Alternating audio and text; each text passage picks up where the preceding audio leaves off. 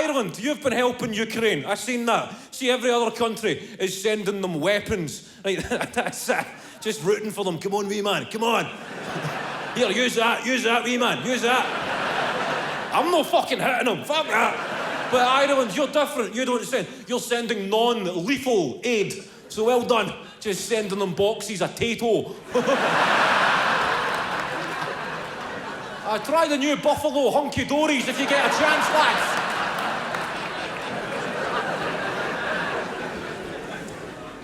This is my first show, first one in a while, and now that the world is back to normal, it's good to see Russell Brand back on the telly.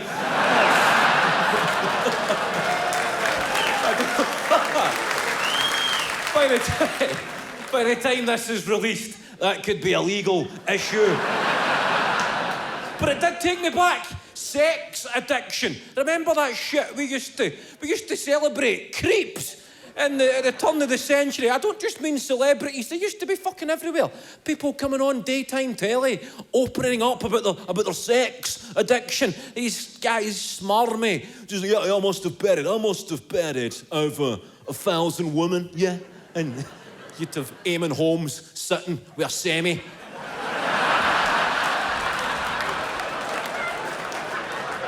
And do you ever have more than one woman in the bed at the same time? Ruth, would you let the man answer the question? Sorry, mate, you were saying there. A lot has changed in my life. I don't know how much you followed me over the years here in Cork, but a lot has changed for me. I've done stand-up for almost 20 years, which is scary. I'm the old pro. I've become a husband. No, this is... I used to be on these stages talking about empties and house parties, and now I'm a husband. I got married. That was that big step in anybody's life, innit? Romantic. I proposed. Big Kev proposed on a safari. There we go. Big Kev proposed in Africa. Got myself a good deal on a diamond. Done a bit of haggling with the local rebel militia. I became a husband, and then I became a father as well for the first time. And if I thought I would see the day, I'd be a husband and a father, and I'm 36, and you start going, am I old? I'm still relatively young, innit? But I'm at an age where I now appreciate reminders of my relative youth. Like, 'cause I've dabbled in being old. And it did not suit me, and it was refreshing. I said something old. A few months ago, I was putting something in my kitchen bin, and I was looking out my window, and there were children in the street just playing a game, right, an old school game. They never had their tablets or devices, and I thought it was quite nice. And as I was putting my trash in the can, I said to my wife, isn't it great to see children out playing? And as soon as that sentence left my mouth, the young me was still in there saying, wow, Kev, what a nonce comment. Far too young, Kev, far too young. Decades away from being able to stand at the window making such a statement. Step, don't fucking wave at them, Kev. There's one of them seen you. You'll get the front door kicked in, Kev. 36, man. You ever seen a 36-year-old lollipop man, Kevin? No.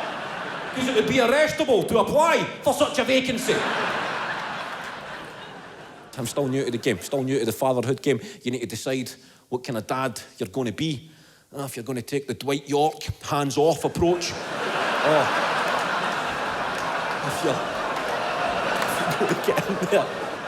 if you're going to get in there. See, my son was born in 2021. Right, what a time to enter the world. What a decade it has been so far. And I hope there'll be a time we can look back and laugh at the fucking surreal madness that we have lived through. Yeah, I was born in the 80s, and we love the 80s, right? We still celebrate the 80s, and I sometimes ponder if there will be a day when my son is growing up and I'll walk into his bedroom and I'll see him standing there in the mirror with 24 toilet rolls under his armpit, a face mask under his chin, deep-throating a cotton bud, going,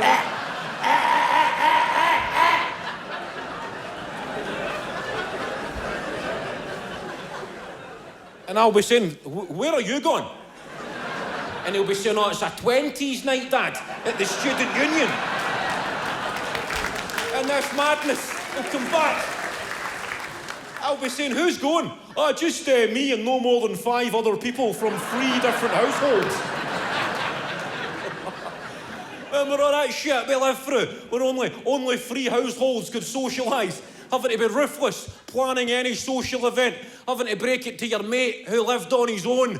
that he can't come to your barbecue because he's a waste of a house.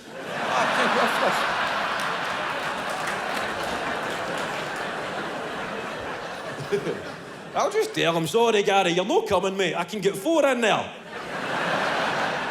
Mate, it's my birthday. I'm not playing a 4-4-1 on my birthday.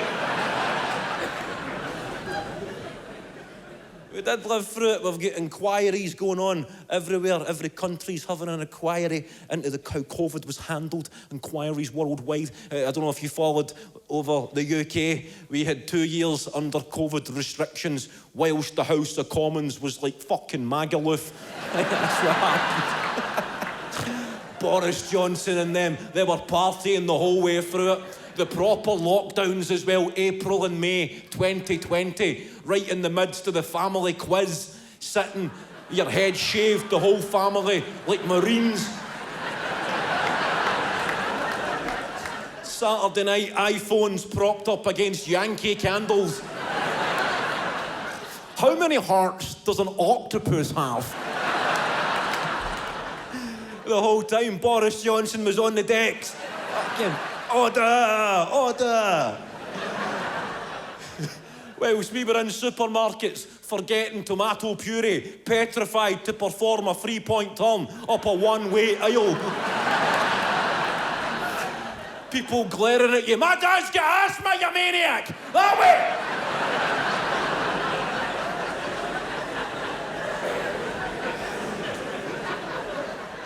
I think COVID, I think it's gone, innit? I'm pretty sure it's over. I don't know if it is. I think there's still lockdowns in China, but it's fucked off home after a successful world tour. It's back. It's gone. And I don't know.